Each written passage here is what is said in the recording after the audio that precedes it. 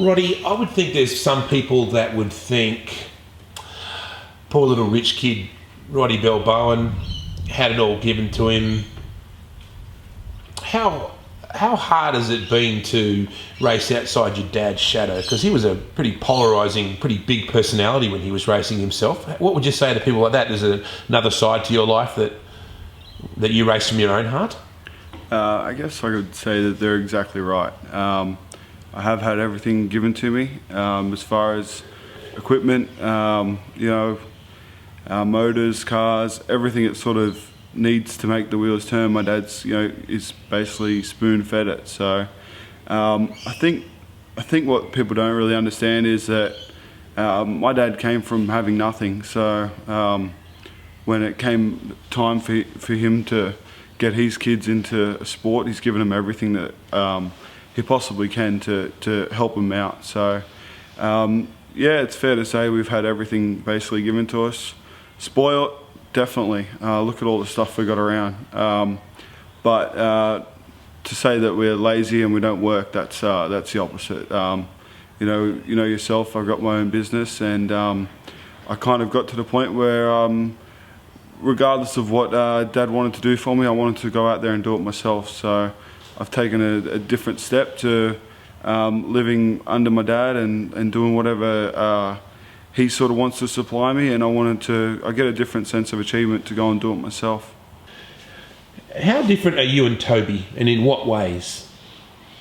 Both been raised exactly the same way. I think the main thing that people are seeing is that me and Toby are at completely different parts in our lives. I was the kid that wanted to, put everything into my racing and live and breathe it, and I just wanted to be racing all the time. And I kind of got to a different stage in my life where I've met a wonderful girl, and I still love racing as much as I ever have, but I wanted to start putting my time and effort into my business and my future. So whereas he's got a stable job and he enjoys it, he lives for racing. So that comes across as us having completely different personalities when it's we're very alike around the house and that. I mean, we've got the exact same sense of humour, taste in music, all that sort of stuff, But around the racetrack, Toby's a lot more focused. He's a lot more,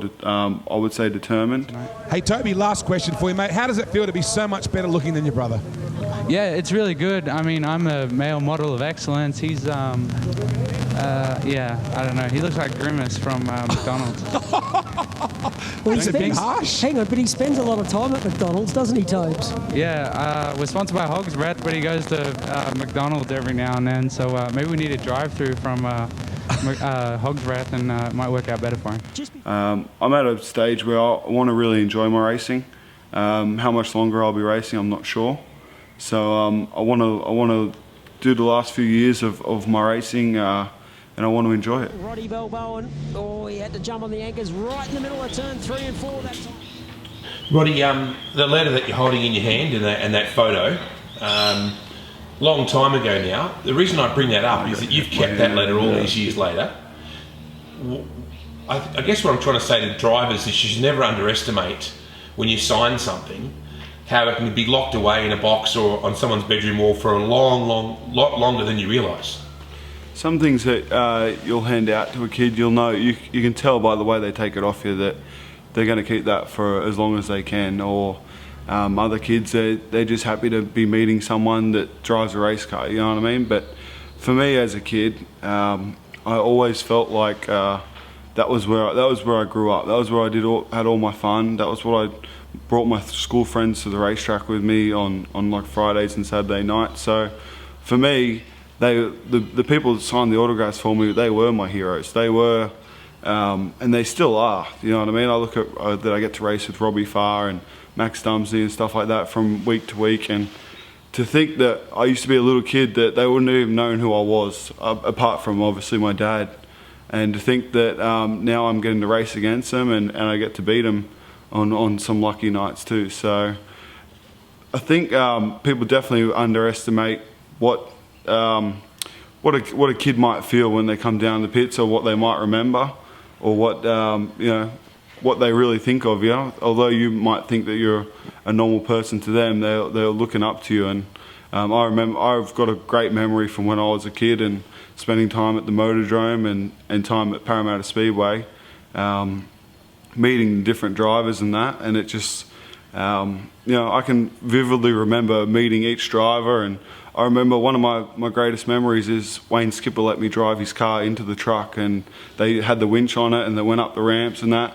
And I still bring that up for him now. He's a customer of mine, you know what I mean? So, and to race against him and his son, it just shows how everything goes full circle, you know what I mean? So, something like that is, for him, I'm sure he had a million kids, drive the car in and out of the truck, but that's something I remember, and I remember it like it was yesterday.